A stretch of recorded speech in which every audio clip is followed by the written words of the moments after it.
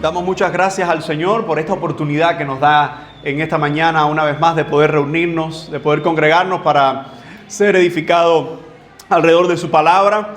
Y cuando nosotros leemos Romanos nos vamos a dar cuenta que más que un tratado teológico es una carta donde analiza en la práctica y en la doctrina qué es ser salvo, lo que implica la salvación. Y lo cierto es que cuando nosotros pensamos en las cosas de esta vida, cuando nosotros incluso pensamos en materia de religión, hay un fenómeno que se llama el ecumenismo.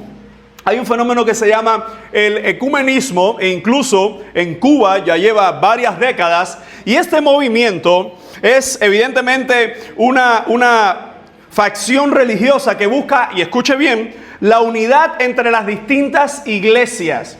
El ecumenismo, que incluso en las Naciones Unidas se desarrolló y es un programa que la Iglesia Católica desde el Concilio Vaticano II, 1962 a 1965, ha buscado y ha empujado que no es tanto lo que tú crees, sino que estemos juntos. Y bajo ese término, nosotros vamos a ver incluso en la nación cubana que está el Consejo de Iglesias de Cuba. El Consejo de Iglesias de Cuba hace algunos años, gracias a Dios, nuestra obra Bautista Libre se salió por completo. La pregunta es ¿por qué? Porque cuando tú buscas la unidad y sacrificas la verdad, es mejor estar separados por la verdad que unidos por la mentira.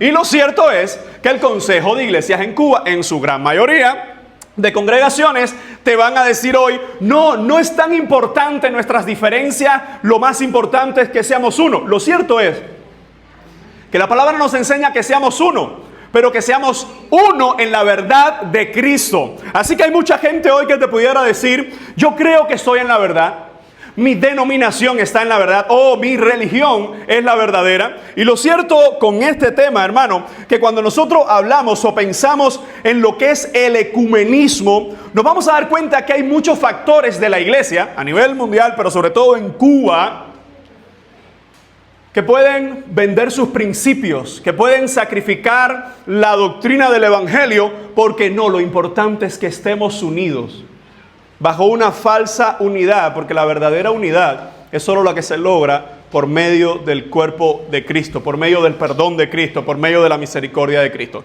Y he querido comenzar con esta introducción porque hoy estaremos hablando, recuerden que estamos en la sección de Romanos 9, Romanos 10 y Romanos 11. Ya estuvimos desarrollando Romanos 9, cómo la salvación se puede entender que está en Cristo, es por medio de Cristo y es a través de Cristo. Ahora, Romanos 10, recuerde ahora, Pablo va a tomar una estructura que Romanos 10 la vamos a estar dividiendo en varias partes por la importancia que tiene. Y solo hoy vamos a ver 4 versículos. Pero estos 4 versículos nos van a recalcar a nosotros, y es incluso el propósito que tengo con esta exposición.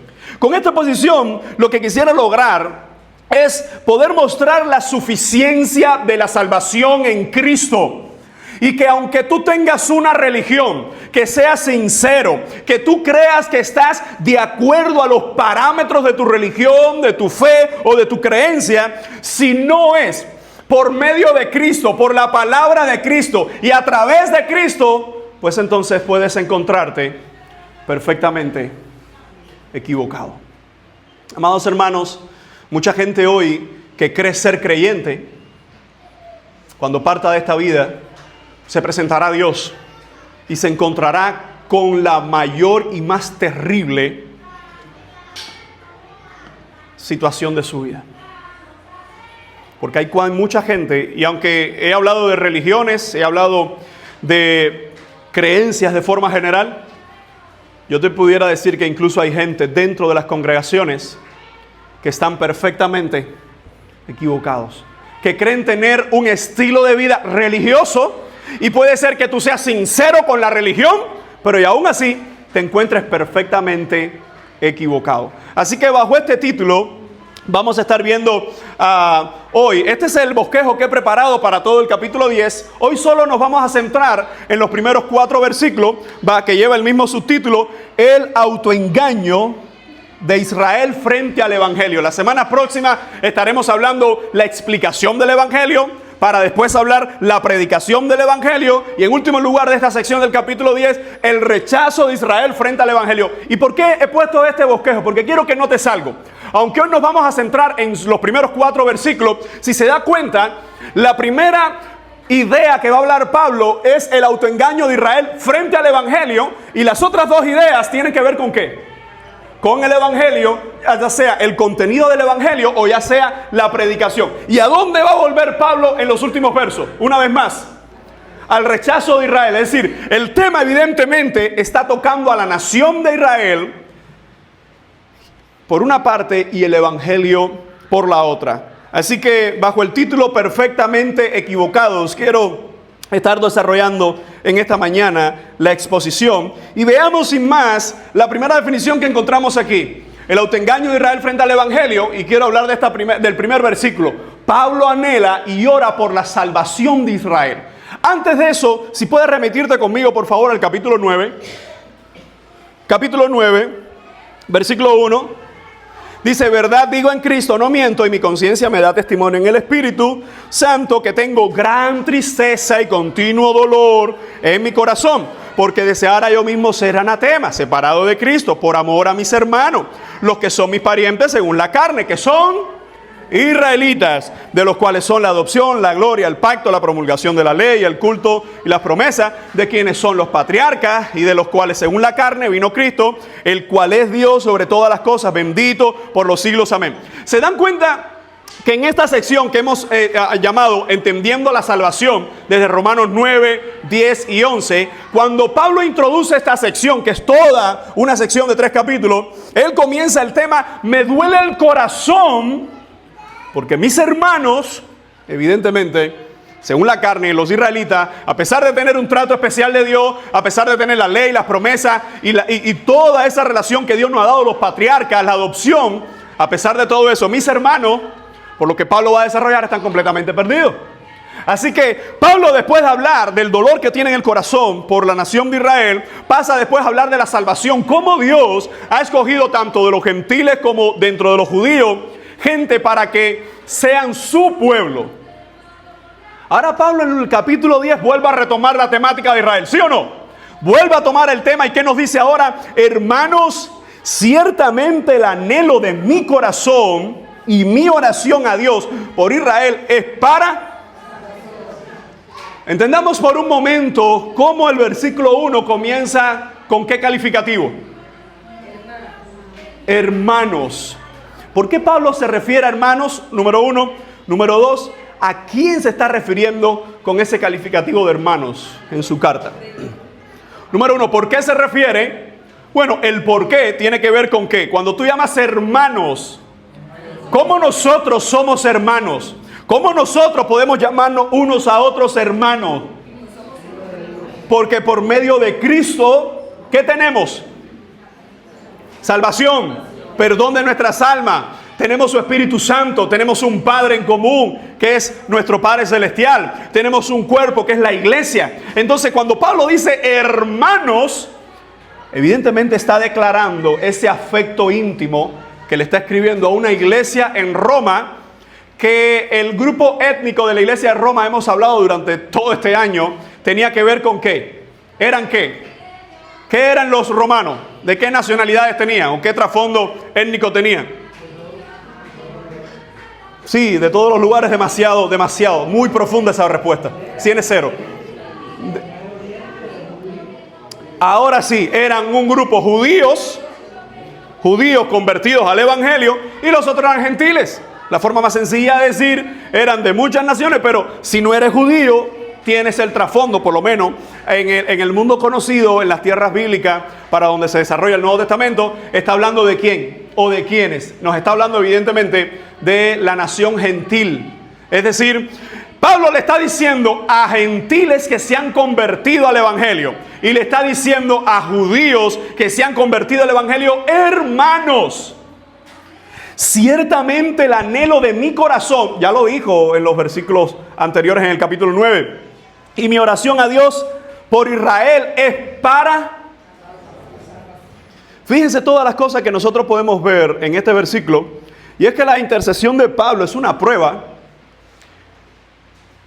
de que en el capítulo 9 él decía, me duele el corazón, y yo mismo, si pudiera ser separado de Cristo para que mis hermanos puedan tener esta bendición de Cristo, yo lo haría. Pero evidentemente Pablo está hablando de una nación que le ha dado la espalda a Dios, pero que todavía hay esperanza. ¿Sí o no? Porque si no, no estuviera orando por ellos para salvación. No es una nación desechada por completo, sellada o elegida para terminar en el lago de fuego y azufre, sino que Pablo está diciendo, ciertamente el anhelo de mi corazón y mi oración a Dios por Israel es para salvación. Hermano, la pregunta es, ¿oramos nosotros por aquellos de nuestra familia que no conocen al Señor? ¿Cuántos lo hacemos? Quiero hacerte otra pregunta. ¿Pero cuántos hacemos oración y la hacemos con dolor? Porque algunos de nosotros incluso llevamos años orando por nuestra familia. Por eso entendamos que lo que el apóstol Pablo está haciendo es una descripción de amor, pero también de dolor. ¿Por qué? Porque él reconoce que hay oportunidad de salvación para sus hermanos según la carne, es decir, los israelitas, pero a la vez él reconoce que no todos han respondido a la salvación del Señor Jesucristo. Cuando nosotros entendemos esta dinámica que el apóstol Pablo está introduciendo, nos vamos a dar cuenta que aun cuando nosotros no vemos la conversión de nuestros familiares, aún así debe ser el anhelo, la oración de nuestros corazones, seguir orando por ellos, por salvación. ¿Por qué? Porque la salvación es del Señor. Porque yo no sé cuántos pueden decir, pastores, que tú no conoces a mi esposo. O es que tú no conoces a fulano. A ese no lo convierte nadie. Qué interesante. Porque la oración que está haciendo el apóstol Pablo era por una nación que no solo era dura de corazón, sino que de forma general fue la nación que llevó a Jesús a una cruz. Aunque fueron los romanos los que presidieron todo este acontecimiento, fueron ellos los que gritaron, crucifícale, crucifícale, crucifícale. Así que Pablo nos está mostrando que aunque la gente de su pueblo todavía no reconoce al Señor, mientras haya vida, hay esperanza, y un creyente como Pablo seguiría orando por la salvación del pueblo de Israel. ¿Por qué? Porque, hermano, no hay corazón tan duro como la gracia abundante de nuestro Señor. No hay corazón tan pecador que la gracia y el perdón del Señor no pueda cubrir. Simplemente mírate a ti mismo y mira al que está a tu lado. Nos daremos cuenta que mucha gente oró por nosotros, pero no fuimos salvos por esas oraciones, sino fuimos salvos por el Señor tocando nuestras vidas y convirtiendo nuestros corazones. Así que después de ver el anhelo y la oración de Pablo de salvación por Israel, que ya estaba desarrollado en el capítulo 9, y no lo vamos a ver hoy, pero si vamos al capítulo 11, vemos que una vez más Pablo hace la pregunta, ¿ha desechado Dios a su pueblo?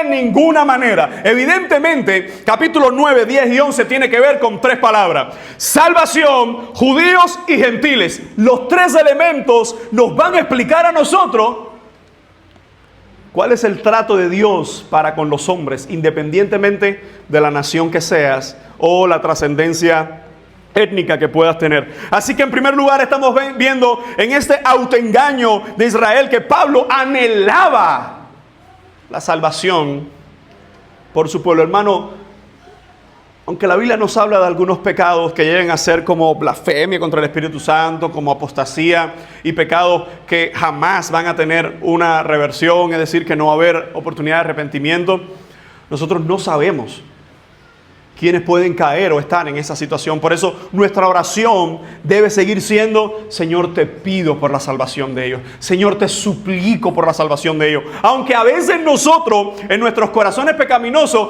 podemos decir, hay personajes que son adorados, idolatrados en esta nación, y tú dices, Señor, acaba de llevártelos, ponerlo en lo más duro, la caldera del infierno, y terminar con ellos. Aún así, hermanos, hay que orar por la salvación de ellos.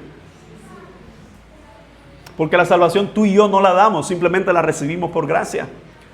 Entonces debemos entender y debemos reconocer que lo que el apóstol Pablo estaba haciendo era mostrar en primer lugar que todavía había esperanza de salvación para Israel a pesar de su dureza, y aún así Pablo estaba orando. ¿A dónde nos lleva esto? Nos lleva entonces a la segunda definición en esta mañana. Pablo testifica sobre el autoengaño de Israel. Y miren cómo comienza Pablo: porque yo les doy testimonio de que tienen celo de Dios, pero no conforme a ciencia. Vamos a detenernos algunos minutos solo en este versículo y vamos parte por parte para entender lo que está diciendo Pablo. En primer lugar, dice Pablo: yo oro por la nación de Israel para salvación. Ahora, el por qué. ¿Qué nos dice ese por qué con el cual comienza la oración?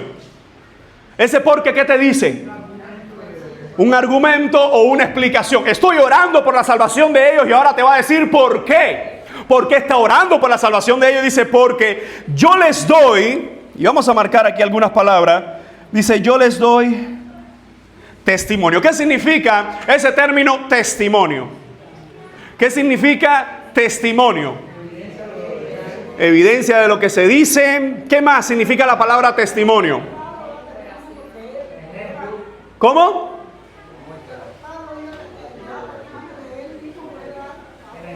¿Pero qué significa testimonio? El término ejemplo. ¿Qué más?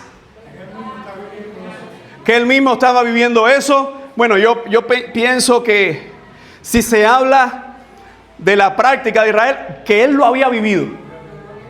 Que él lo había vivido, ya no, porque era creyente ahora. ¿Qué más significa el término testimonio? A ver, que tenemos algunos estudiantes de griego ahí. Ajá, sí, evidencia es una buena palabra. ¿Qué más? Les doy testimonio de que tienen celo de Dios. O sea, el testimonio de que Pablo vio o ha visto, y por eso están dando testimonio de eso. La palabra, se la voy a poner. Martureo. Ahora, para los que toman notas en sus Biblias, porque esta palabra es muy importante. Esta palabra está estrechamente relacionada con mártir. Aunque para el momento en que Pablo está escribiendo esto, todavía la palabra no ha tomado un significado netamente religioso, es decir, mártir de la fe, gente que con su vida testificaron al costo de la vida, es decir, le dieron muerte por la fe. Por eso se conocen los mártires. En este momento todavía la palabra no había tomado esa connotación, pero sí tenía que ver con evidencia. Y escuchen, cuando se habla de evidencia, nosotros nos vamos a dar cuenta que en el derecho hay diferentes clasificaciones de evidencia. Para ello hay algunas de estas evidencias que se necesitan a través de los testigos, de los testimonios de los testigos. Hay otras evidencias que son basadas en hechos, en cosas, ¿verdad? Como también hay evidencias digitales, hay evidencias testificales y una serie de evidencias que nos muestra lo que significa la palabra en sí, testimonio. Ahora, lo cierto es que cuando Pablo está usando este término, dice: porque yo les doy testimonio, no solo Pablo estaba literalmente, es decir, en palabras, hablando de la condición de su pueblo. ¿Alguien recuerda cómo comenzó la vida de Pablo narrada en la Biblia? ¿En Hechos? ¿Y cómo aparece? ¿Su primera aparición cuál es? La muerte del primer mártir. Esteban va a ser apedreado. Saulo es un joven, Saulo Pablo, como quiera que le llamen, nadie le cambió el nombre.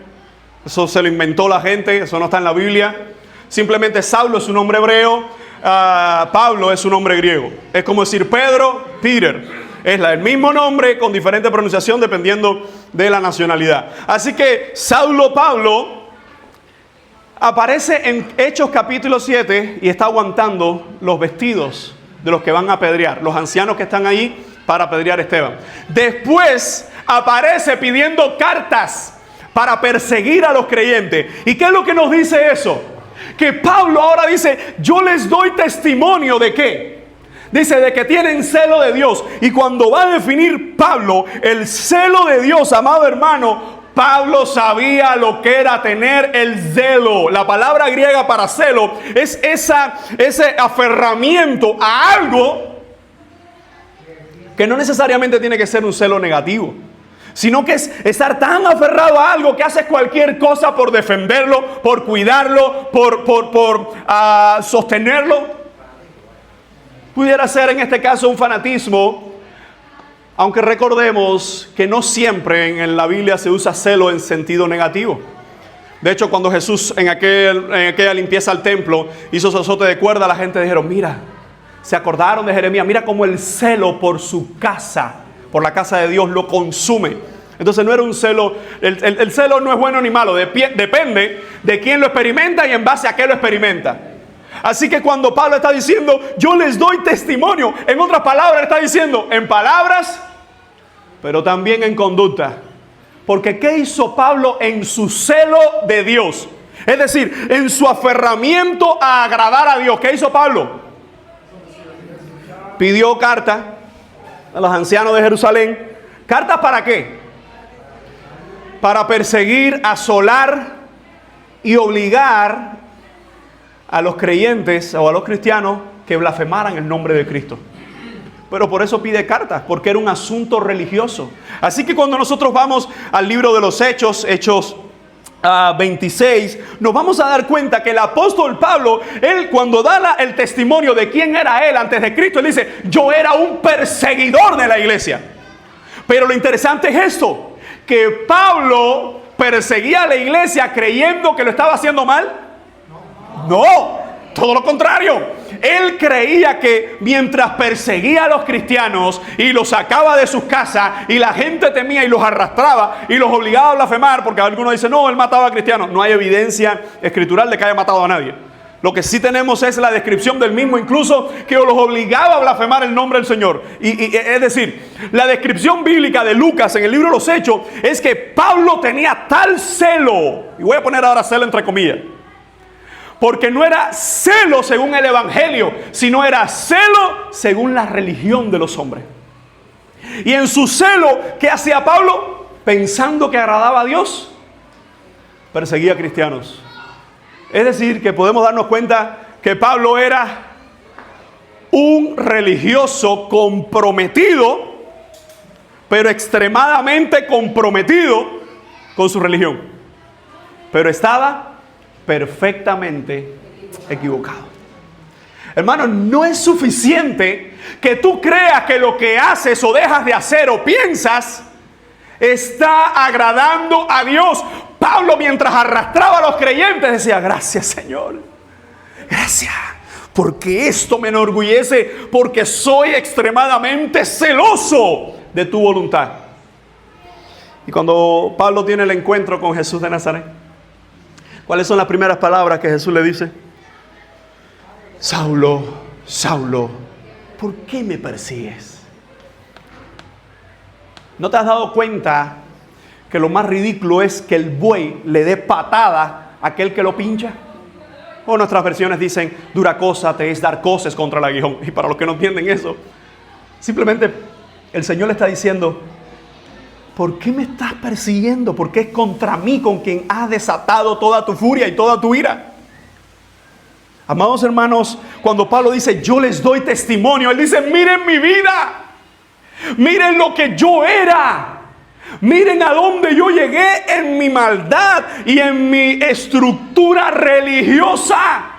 Posiblemente Saulo estaba convencido de que si moría un día estaría por la eternidad con Yahweh o con el Señor. ¿Por qué? Porque yo soy de los celosos, los más celosos, porque nadie se ha atrevido a buscar carta y mandarse más de 70 kilómetros a Damasco a perseguir cristianos. No era suficiente perseguirlos de Jerusalén. Él va a buscar una de las principales capitales de tránsito donde había un gran movimiento de creyentes. Y él dice, allá voy a perseguir la iglesia porque eso es lo que Dios demanda.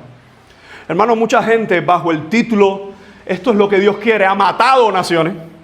Mucha gente bajo el título, estoy haciendo esto porque agrada a Dios, no solo ha cometido pecados, sino que lo ha magnificado junto a otros. ¿Cuántas religiones hay hoy en el mundo? ¿Cuántas religiones? Cientos de cientos de cientos. Y la pregunta es, la mayoría de estas religiones ¿estarán en lo correcto? Bueno, Si estás hablando de acuerdo a su fe, de acuerdo a sus parámetros religiosos, posiblemente sí.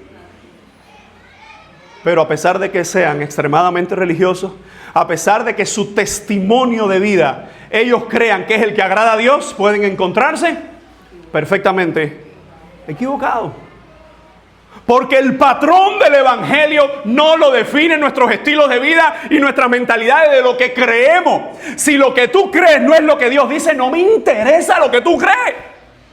Porque hoy hay mucha gente que dice, no, esta es mi opinión. Guárdate tu opinión si tu opinión no es la de la Biblia. Hermanos, hay iglesias que bajo su opinión defienden más al régimen que al evangelio. Como mismo hay iglesias que bajo su opinión estimulan a la gente a la guerra y a tirar piedras, y también están mal porque su opinión no es la del evangelio. Entonces no se trata de lo que yo creo, lo que a mí me gusta. Se trata del evangelio. Tú puedes ser fervoroso. Y durante estos años yo he visto así mucha gente en esta congregación. No como a veces los predicadores, no, eso no pasa aquí, eso pasa allá. No, eso pasa aquí entre nosotros. Durante los últimos 20 años que el Señor me ha dado esta oportunidad de servirle en Ciudad Ávila y después el último tiempo aquí en Pinar del Río, yo he visto gente que son extremadamente religiosos, pero no tienen nada del evangelio en sus corazones. Y es triste, porque son gente que se encuentran perfectamente equivocados. Pablo dice, yo les doy testimonio, mi vida es una patente de que tú puedes hacer lo que haces con toda tu fuerza, con todo tu corazón, con toda tu alma, con todo lo que eres, y aún así estar haciéndolo para el diablo. Escucha, porque este sermón es para nosotros como creyentes. Este sermón es para los que estamos aquí. Y si alguien dice, no, fulano no vino, fulano si no vino y no es cristiano, el Espíritu Santo tratará con él. Este es para ti y para mí. ¿Qué tiempo llevamos en el evangelio? Ni un solo día de más que llevamos en el evangelio es crédito para creer que lo merecemos todo. Pablo dice, yo oro por Israel. ¿Por qué? Porque yo mismo doy testimonio. Yo soy evidencia en palabra, porque esto es una cosa que está escribiendo Pablo, pero en vida. Recuerda que cuando Pablo llegó, la gente decía, pero este no es el que perseguía. Y nos damos cuenta en el libro de Hechos que Bernabé, aleluya por los Bernabé es el segundo siempre. Él no quiere ser primero, porque el primero es Dios. Él no quiere ser la voz pública, él no quiere ser la cara, él simplemente toma a la gente y sirve. Gloria a Dios por los que están creciendo, gloria a Dios por los que están sirviendo. Bernabé toma a Pablo y le lleva a los apóstoles. Mis amados hermanos, Pablo predicaba el evangelio no sencillamente porque lo había leído, sino porque el Dios del evangelio, en la persona de Jesucristo, se le había aparecido. Y por 3 años y medio, allá en el desierto, todo parece indicar que le explicó el evangelio. De tal forma que cuando Pablo sube a los apóstoles, dice, ellos no me enseñaron nada nuevo. El seminario que ellos pasaron en persona con Jesús, yo lo pasé también, parece, con el Cristo resucitado. ¿Y a dónde nos lleva esto? Mis amados hermanos, nuestras vidas son testimonios de qué. Nuestras vidas, tu vida, es un testimonio de qué. De que estás siguiendo al Señor. Porque uno debería hacer la pregunta, ¿cómo me ve el Señor? ¿Cómo el Señor me ve a mí? Amados hermanos, y esto es algo que me duele el alma, porque he hablado con muchos hermanos y amigos sobre esta temática. Esto no es algo que es solo para las congregaciones. Esto es para los pastores también. Esto es para aquellos que llevan años sirviendo también, que a veces piensan o podemos llegar a pensar de que nosotros no necesitamos tanto el evangelio, tanta gracia como los demás. De hecho, el día que mi vida solo lea la Biblia para preparar un mensaje, he perdido la conexión con el evangelio. Porque yo no preparo o leo la Biblia, yo no busco la palabra para compartir con otros, es para que la palabra transforme mi alma. Y en uno de esos ministerios que Él me ha dado, que es servir a la iglesia, pues entonces comparto su palabra. Hermanos, hay gente que ama más la obra de Dios que al Dios de la obra. Hay gente que ama más venir a una iglesia que ser iglesia. Hay gente que incluso ama más o estudiar o no estudiar la Biblia que el Dios de la Biblia. ¿Cómo, pastor? ¿Cómo me vas a decir eso de esa manera? Sí, porque nosotros entendemos que la vida cristiana es relación con el Señor.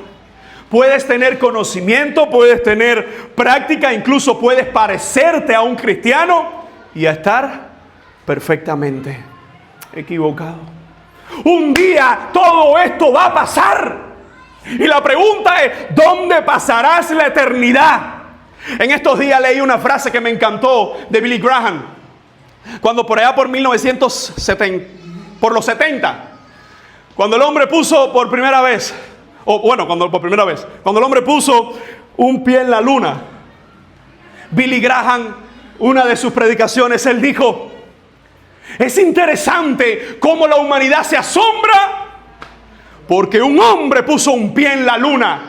Y el acontecimiento más grande es que hace 2000 años Dios puso su pie en la tierra para darnos salvación, y la gente le sigue rechazando y la gente le sigue negando. Amado hermano, el evangelio no es una opción de entre tantas opciones. Es el único mensaje de salvación para nuestras vidas. Así que cuando Pablo dice: yo les doy testimonio de que ellos tienen celo de Dios, ese celo, ese aferramiento, ese deseo, ese fervor de Dios, dice Pablo, déjeme marcarlo.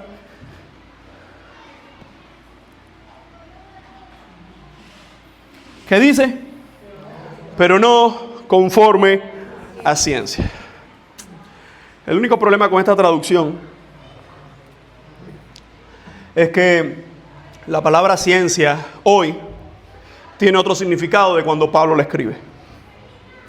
Déjeme darle rápidamente una clase de idiomas bíblicos. Dice, no necesitas interpretación. Lo vamos a entender porque lo voy a escribir en español. Hay dos palabras genéricas que se usan para ciencia en el Nuevo Testamento. Una es, déjame ponerlo por acá arriba, con G, gnosis, y la otra es epignosis. ¿Qué tiene que ver esto? Ahora te lo muestro. ¿Qué tiene que ver esto? Gnosis y epignosis. Bueno, básicamente, cuando nosotros estamos pensando en estas dos palabras, gnosis tiene que ver con el conocimiento general.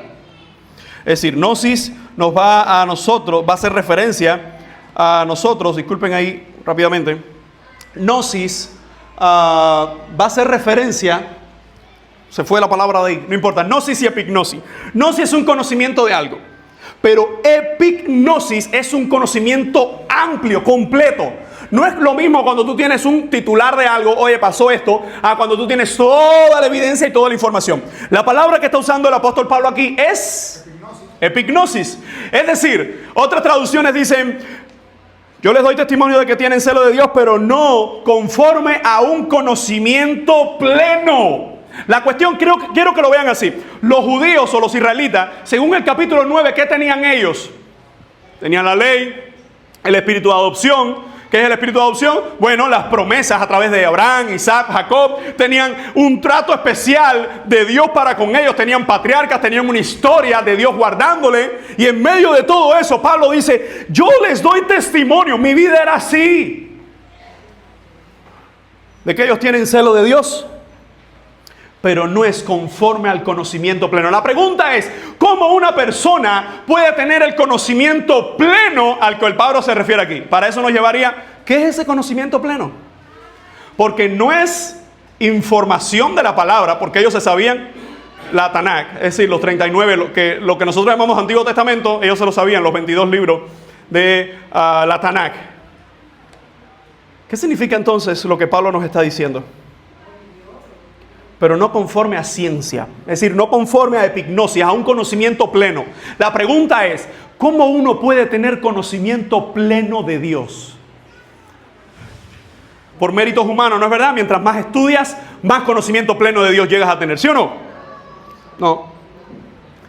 Mientras más lees la palabra, más conocimiento pleno. No, eso te ayuda en el conocimiento pleno. Pero ¿a qué está haciendo referencia el apóstol Pablo? Si por una parte dice, tienen celo de Dios, conocen la ley, la cantan, la recitan, el Shabbat, los Shabbat van a la sinagoga, se reúnen, ellos hablan de la ley, ellos magnifican la ley, pero no es conforme al conocimiento pleno.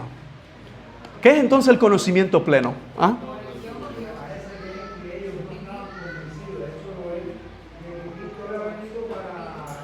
Muy bien. ¿Quién más? No necesariamente tiene que ver con la escritura completa. Ahí sí. Recuerda que para este momento ni los mismos romanos tenían toda la escritura completa. No se ha escrito el Nuevo Testamento completo. Entonces, ¿cuál es el conocimiento pleno? Vamos a resumirlo. Falta de relación. Ahora, quita Dios porque es general, pues Dios puede incluir la Trinidad. Falta de relación ¿con quién? ¿Con Cristo? Con Cristo. Porque ellos decían, sí, tenemos a Yahweh, tenemos a Adonai, tenemos al Señor, al Curios, tenemos al Dios de Abraham, Isaac y Jacob. Pero ¿qué había pasado con Cristo? Hermano, solo podemos ser salvos por medio de ¿qué? De Cristo. Ahora, quiero que entiendan esto. Hay un detalle importantísimo después de la resurrección, que Jesús con aquellos dos discípulos en el camino de Emaús, dice que empezó a decirle lo que las escrituras, y en ese momento nada más tenemos el Antiguo Testamento, hablaban de él. Dice, y comenzando ¿desde dónde? Desde Moisés. ¿Cuáles son los libros de Moisés? Los primeros 5. Dice, ¿hasta dónde? Hasta los profetas. Dice, pasando por todas las escrituras, les mostró a ellos que esas escrituras hablaban de él. En otras palabras, aun cuando el nombre Cristo no se encuentra en nuestro Antiguo Testamento, de esa forma, si aparece como Mesías, si aparece como el Hijo de Dios, si aparece como aquel que viene en el nombre de David, aquel que viene a dar salvación, aquel cuyo trono es para siempre. Mis amados hermanos, lo que Pablo está diciendo, estos hermanos según la carne, los israelitas, yo les doy testimonio de que tienen celo de Dios, pero no conforme al conocimiento pleno. Y lo dijo ahorita la Adán. Ese conocimiento pleno, ¿qué cosa es? Una relación plena con Dios. Si es con el Padre, es por medio del Espíritu Santo a través de Jesucristo. En otras palabras, esta gente tenía información, pero no tenía relación. Hermanos, si hay gente, hermanos, posiblemente esta mañana algunos entre nosotros sean así, que conocen de Dios, pero todavía no tienen a Dios. Y yo creo que este es el evangelio que necesita la iglesia escuchar. El evangelio de Jesucristo, porque es el único que salva. Así que dice el apóstol Pablo, pero no conforme al conocimiento pleno. En otras palabras, esta gente puede tener fervor por Dios, por su palabra, por la práctica del judaísmo, pero no tienen a Jesucristo. Miren ahora cómo dice, porque ignorando, voy a señalar estas palabras, dice, ignorando, procurando, y esta otra no se han sujetado. Vamos despacio. Dice, porque ignorando la justicia de Dios. ¿Qué significa ignorando? De hecho, en español podemos entender esa palabra. Y la Reina Valera dio en el clavo con la traducción. Esa palabra ignorando, ¿qué cosa es? Ajá, sí, pero gramaticalmente. Sí, ese es el significado. La información gramatical, bueno, ando, yendo, gerundio. Es un presente continuo. Es decir, y ellos ignoraron. Ellos ignoran o ellos ignorarán. Dice no, ignorando. ¿Qué está diciendo Pablo? Porque incluso en el momento que Pablo escribe esto, todavía los israelitas, en su gran mayoría, se encuentran en una actitud de ignorancia. Ahora, no es ignorancia, dice, ay, yo no sabía. No. Ellos viene Cristo y le dicen, usted es Belcebú. Ellos con Cristo resucitando a Lázaro, haciendo milagros, sanidades, multiplicando los alimentos. Aún así, ellos seguían ignorando. Amado hermano, cuando el término dice, porque ignorando la justicia de Dios. Ahora, lo interesante es esto. ¿Qué es lo que creían los judíos cuando leían la Tanakh? Es decir, los 39 libros del Antiguo Testamento. ¿Qué es lo que creían ellos? ¿Que estaban cumpliendo con qué? Con la ley del Señor. Es decir, la justicia de Dios. ¿Qué cosa es? Este término que lo vamos a ver repetido. Dice, ignorando la justicia de Dios. Mírenlo aquí de nuevo, la justicia de Dios. E incluso lo vamos a ver al final, del verso 4, de una forma genérica. ¿Qué está diciendo? Porque ignorando, ese ignorando, ¿qué cosa es? Presente continuo, es una acción constante. Amado hermano, esa palabra es importante porque no necesito explicarle la información griega, porque en español está mejor imposible de traducirla. Pablo está diciendo, hay dos acciones continuas en la actitud de esta gente. ¿Cuál es la primera? Ignorando la justicia de Dios. Pero esto es lo increíble. Ellos leían la ley de Dios, pero no veían al Dios de la ley por medio de Cristo. Ellos cantaban los salmos, cantaban la ley de Dios, pero maldecían al Hijo de Dios, rechazaban al Hijo de Dios. Así que dice, ignorando la justicia de Dios. Siguiente acción. Y procurando, es decir, tomando por todos los medios posibles, procurando establecer, ¿cuál? Hermano, ¿cuánta gente hay así? ¿Cuánta gente hay que le da la espalda a Dios? Porque ellos mismos son Dios. ¿Cuánta gente hay que incluso dentro del Evangelio? Porque este mensaje tiene dos vertientes. Uno es los no creyentes que ignoran al Señor, pero otros son los que se creen creyentes e igual ignoran al Señor. No, aquí no se trata de cuán religioso tú eres. Aquí no se trata de cuánto tiempo tú puedes llevar en los caminos del Señor. Aquí se trata de si hay una relación con el Señor. Y escucha esta parte. Una relación con Jesucristo es un acto de fe que se ve en acciones.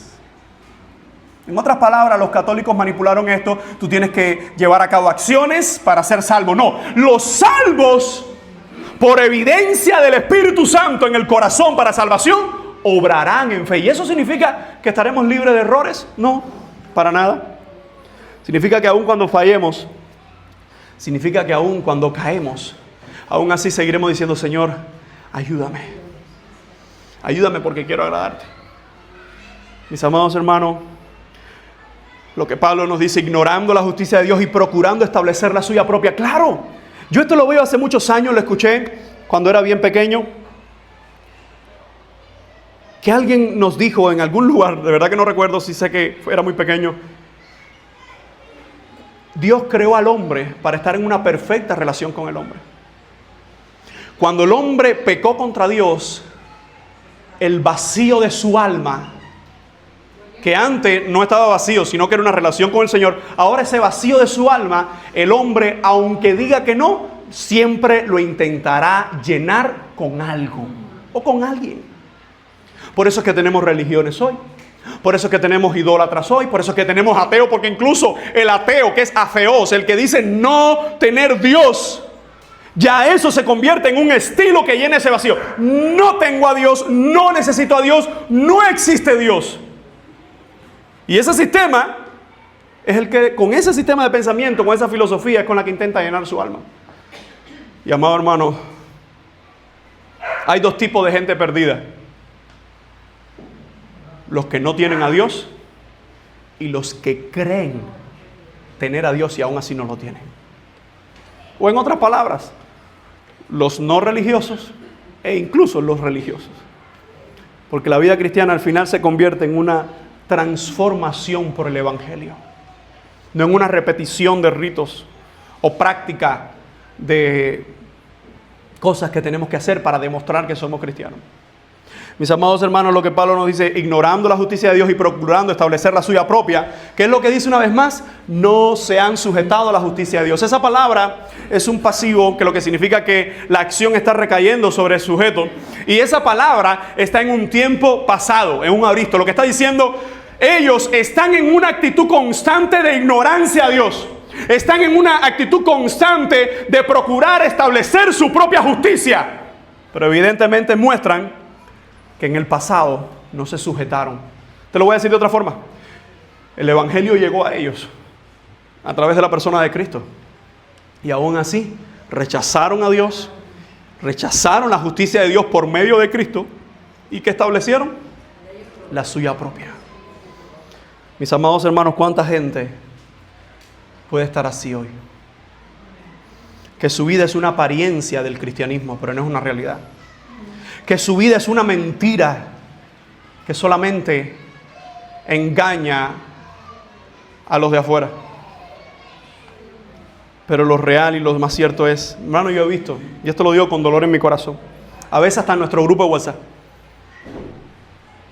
yo he visto gente poniendo cosas y fulano y no sé qué y fulano, y yo digo, está bien, todo eso está bien, pero lo más importante es nuestra propia vida con Dios, lo más importante es mi familia, lo más importante son mis hijos, lo más importante es mi matrimonio, lo más importante es mi hogar. Es decir, no está mal poner y compartir, oremos por fulano, oremos por esto, oremos, pero si cuando yo hago todo eso y mi vida a solas con Dios es una mentira, ¿qué soy yo? ¿Qué soy yo? Un perfectamente equivocado, porque no engaño a Dios.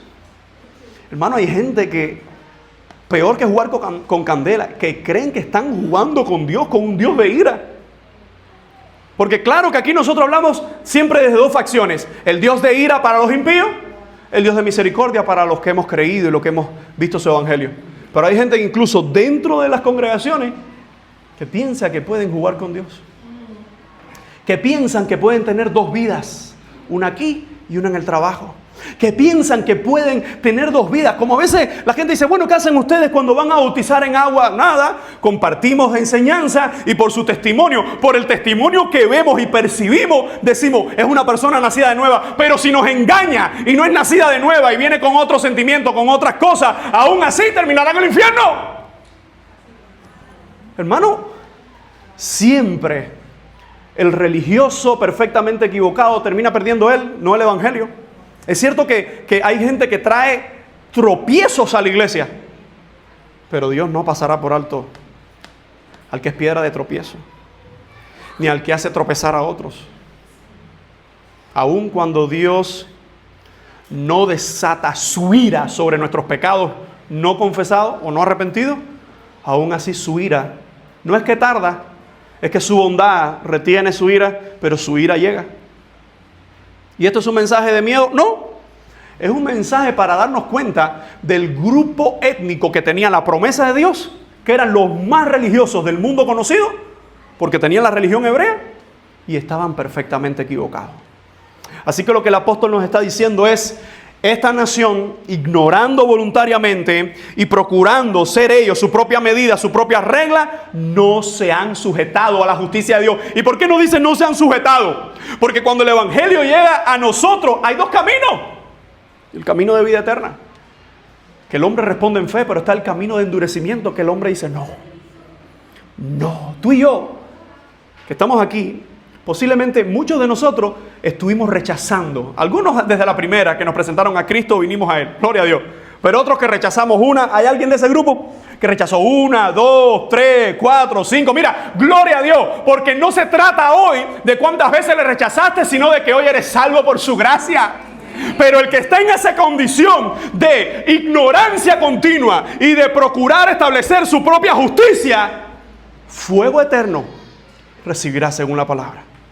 Así que después de ver este elemento, pasamos entonces a la última sección de esta mañana. Y es como Pablo declara la salvación, como que la salvación solo está en Cristo. Dice Pablo, porque, una vez más, vimos los dos porque, oro por Israel para salvación, porque yo soy una evidencia de eso. Y ahora Pablo, después de presentarnos que hay gente como los israelitas que ignoran, que procuran constantemente ir contra Dios y su justicia, miren cómo termina, hermano. Este posiblemente es uno de esos textos que son pocas palabras, pero dicen tanto. Dice, porque el fin de la ley, voy a señalar algunas palabras, el fin, ley, Cristo. Para justicia a todo aquel que cree. Voy a señalar cree. Dice Pablo, ¿por qué el fin? ¿Cuál es la palabra que se usa aquí para fin? Es esta. Lo estoy poniendo en griego, disculpen. Telos. Esa palabra es importante para nosotros. Porque hace unas semanas, en el sermón de las 7 frases, uno de nuestros hermanos Héctor, estaba enseñando ahora a los juveniles, él usó esa frase o esa palabra, tetelestai, que traducido es consumado es. Telos. Esa palabra telos, quiero que entendamos básicamente a qué hace referencia ese telos, porque aunque tiene varias traducciones, aquí se puede entender por el cumplimiento. La Reina Valera no lo traduce mal. Fin es una buena palabra, pero fin es como que ya se acabó todo. No. El cumplimiento ¿de qué? El cumplimiento, el término, el objetivo, dicen algunas traducciones. El objetivo, me encanta esa traducción porque dice, el objetivo, es decir, de lo que se trataba la ley. ¿Cuál es? Hermano, ¿por qué somos cristianos? Busquen la Biblia, en el Nuevo Testamento solo aparece el término cristianos 3 veces. Y en las 3 veces, en las 2 primeras que aparece, nos vamos a dar cuenta que fue un término peyorativo. Estos son cristianos, es decir, estos son gente que se parecen a ese Cristo. Después Pedro lo vuelve a usar, después de ser usado en el libro de los Hechos, Pedro lo vuelve a usar y dice, aquellos que padecen, que sufren como cristianos. Pero recordemos que en el libro de los Hechos, el término que se usaba para los creyentes, ¿cuál era? ¿Cómo se le llamaba a los creyentes? ¿No se le llamaba cristianos? Se le llamaba los del camino.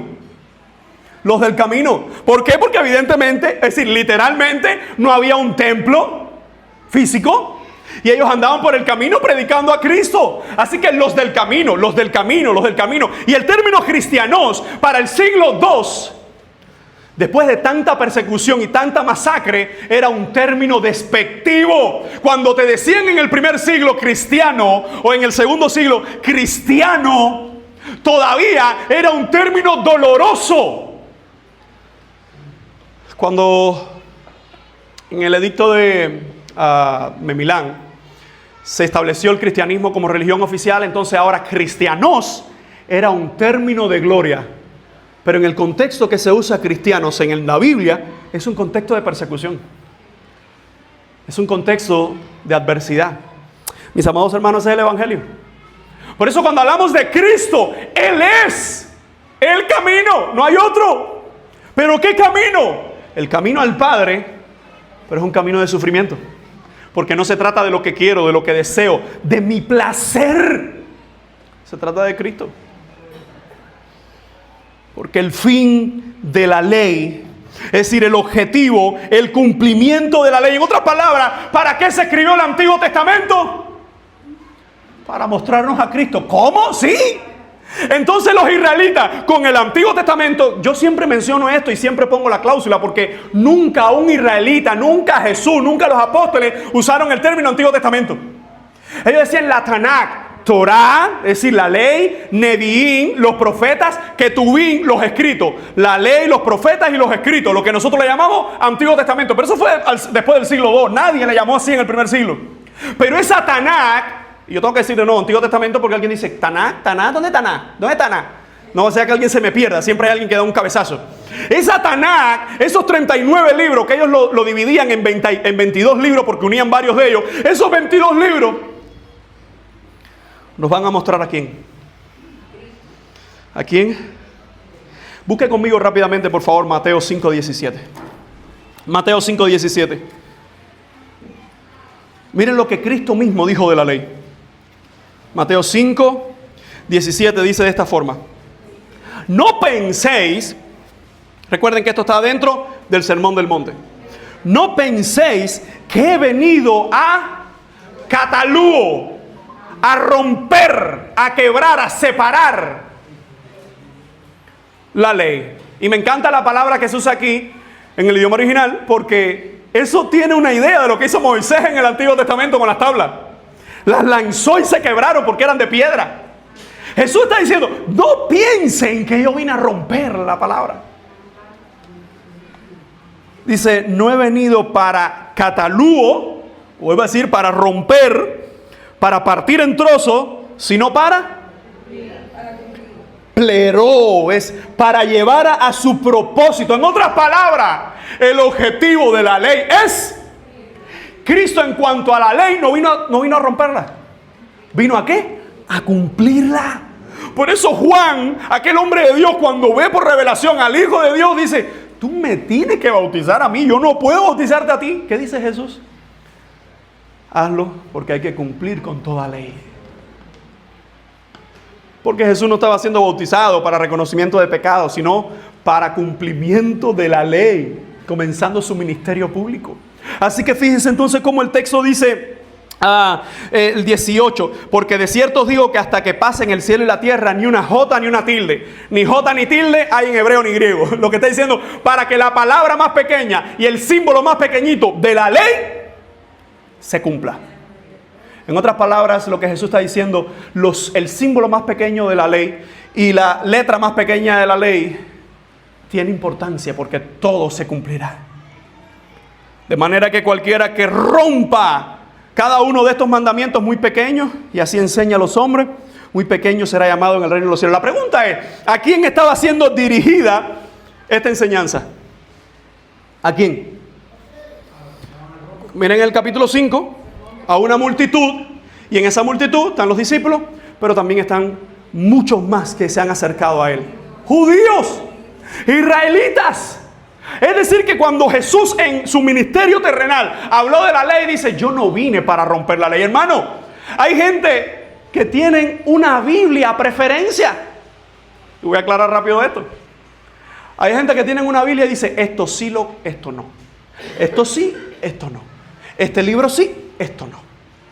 Dios me bendecirá, extenderá el sitio de mi cabaña, multiplicará mis alimentos, me dará bendición hasta que sobreabunde. Arrepiéntate y no seas chismoso. Esto no. No, porque uno tiene que desarrollarse. Amados hermanos, Cristo no vino para destruir la ley, vino para cumplirla.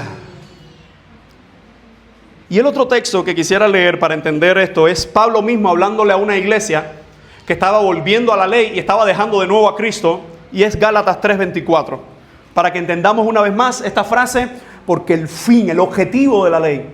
Gálatas 3, por favor, verso 24, dice de esta forma la palabra del Señor, los demás pueden escucharlo: de manera que la ley ha sido nuestro pedagogo, o ayo, usa la Reina Valera, para llevarnos a Cristo a fin de que fuésemos justificados por fe. ¿Qué dice que la ley fue qué? Nuestro ayo, es decir, nuestro pedagogo, nuestro guía. Tanto en la cultura hebrea como en la cultura romana, muchas de las familias pudientes sobre todo tenían un ayo o un pedagogo que era una especie de tutor, y ese tutor lo que hacía era que mientras el niño estaba en la minoría de edad, le enseñaba, le instruía, le llevaba incluso a compartir muchas enseñanzas fuera, dentro de la casa. Pero cuando el niño llegaba a la mayoría de edad, ya ese ayo no era necesario. Y Pablo usa ese término para referirse ¿a qué? A la ley. Dice: la ley fue nuestro pedagogo. ¿Qué significaba el pedagogo en el contexto que él lo dice? Fue un guía temporal. Hasta que llegó ¿quién? La ley es una sombra hasta que llegó la esencia. ¿Quién es la esencia? En quién nosotros estamos completos, en quién hay plenitud para nuestras almas, en quién hay perdón y salvación para nuestras vidas, en quién hay seguridad, en Cristo. Hermanos, se trata de Cristo. Así que Pablo, cuando le escribe a esta iglesia, dice: porque el objetivo, el cumplimiento de la ley es Cristo. Y explica para qué. No era necesario, pero aún así lo explica. ¿Para qué? Para justicia. La última vez que mencionó justicia, ¿qué dijo arriba? Que ignorando la justicia de Dios, que procurando la justicia suya propia. Pero dice que es por medio de Cristo. Dice: para justicia.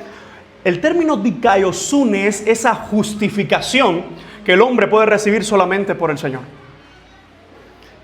Si yo me llevo un pare y me detienen, y yo digo: no, mira, pero en realidad me llevé el pare porque estoy apurado, tengo que llevar una comida a un ancianito que está en el hospital y está ya en sus últimos momentos. Y el policía, por mucha conciencia que tenga, dice: sí, pero yo no te estoy deteniendo por lo bueno que tú vas a hacer. Yo te estoy deteniendo por lo malo que hiciste. Amados hermanos, el único que puede pagar y que de hecho pagó por todas nuestras infracciones es Jesucristo. Yo puedo animarte, pero yo no puedo ocupar el lugar tuyo en la fe. Yo puedo orar por ti, pero yo no oro sustituyendo tu oración. Yo puedo animarte a ti, pero al final yo simplemente soy otro como tú que necesita también del Señor. ¿Y por qué digo esto? Hermanos, porque muchos han entendido mal el Evangelio, hoy la vida cristiana. En los últimos años tuvimos una reunión con los líderes y orábamos juntos. Yo le decía, damos gracias al Señor porque nunca habíamos tenido tantas familias viniendo al Buen Samaritano. Pero ¿y qué si tú, aún cuando estás en esta congregación, todavía no eres salvo? ¿De qué te sirve simplemente estar aquí y pasar un rato agradable o de qué? Si al final la salvación se trata de relación con Dios. No solo relación entre nosotros, es relación con Él. Transformación por medio de su palabra. Así que el apóstol Pablo nos dice, porque el fin de la ley, el telos, el cumplimiento perfecto de la ley es Cristo para justicia, es decir, para justificación a todo aquel que cree. ¿Es posible ser una persona religiosa perdida? O una persona sin religión perdida. Tú puedes ser religiosamente bueno y estar perfectamente equivocado. Tú puedes ser prácticamente en actitudes, en ayudas a los demás, excelente y estar perfectamente equivocado. Porque al final, la vida cristiana, la salvación, se trata de la suficiencia en Cristo.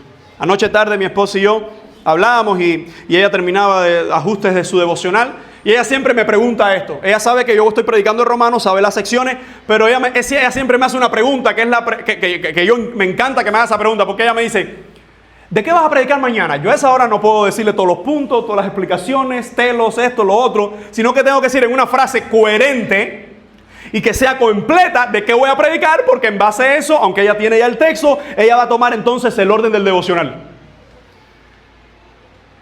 Y ayer le dije, qué bueno que me lo vuelves a preguntar. Ella siempre me lo pregunta, porque voy a predicar de que la suficiencia de nuestra salvación está en Cristo.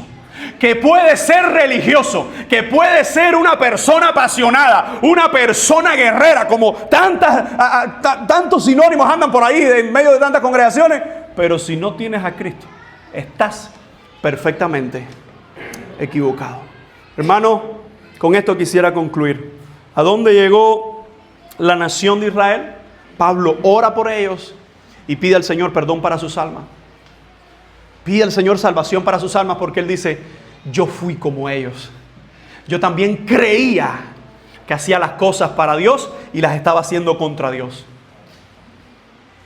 Ellos procuran, ellos ignoran, lo hacen voluntariamente, estableciendo su propia justicia.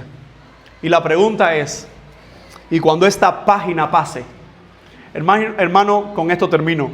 Cuando la página de nuestras vidas pasen, ¿qué dirá Dios de tu vida y la mía cuando nos presentemos ante Él?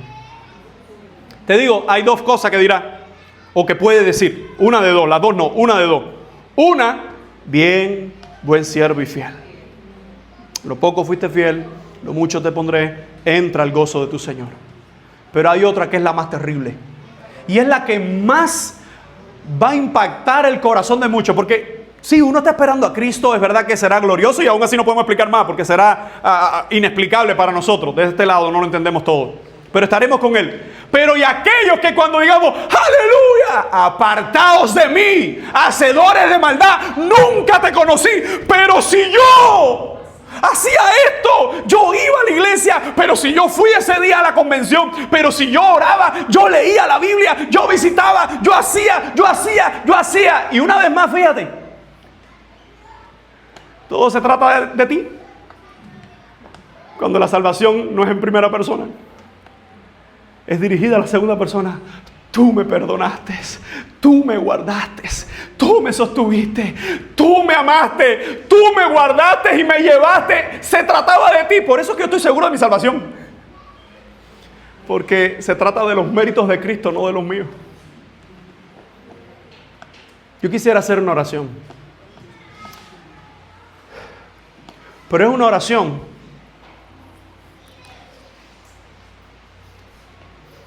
no solo de salvación, sino de perdón. Porque independientemente del tiempo que llevemos en los caminos de Dios, o el tiempo que estemos visitando incluso esta iglesia local, hermano, podemos encontrarnos perfectamente equivocados. Sinceramente equivocados. El Evangelio es vida, es transformación, es relación. No es simplemente memorizar una cosa o tener un rito o una práctica. Se trata de Jesucristo. Señor, en esta hora te damos gracias por tu palabra. Gracias por tu Evangelio. Gracias por Jesucristo. Te pedimos en esta hora, Señor, si hay alguien, yo estoy seguro que hay, en medio nuestro que no es salvo, que seas en su corazón. Si hay alguien en medio nuestro que no tiene vida eterna, que tu Espíritu Santo confronte su alma, su corazón, le convenza de pecado, justicia y juicio. Pero también si hay alguien en medio nuestro, Señor, que se está alejando peligrosamente, que se está enfriando, que se está, Señor, acomodando lejos de ti en prácticas pecaminosas, te suplicamos que seas también con su vida, porque tú has perdonado nuestras vidas, porque tú has perdonado nuestros pecados. Y rogamos en general por tu iglesia. Ayúdanos a ser perdonados y no estar perfectamente equivocados. A ser tus hijos y no ser simplemente religiosos, que tienen un celo tuyo por tus cosas, pero no de acuerdo al Evangelio. Que Cristo, Señor, siga animando nuestras almas, confrontando nuestras vidas, y que tu Espíritu Santo nos siga, Señor, llenando para seguir creciendo a la estatura del varón perfecto de Cristo, Señor. Nuestras vidas están en tus manos. Te damos gracias y te decimos en el nombre de Jesús. Amén y amén.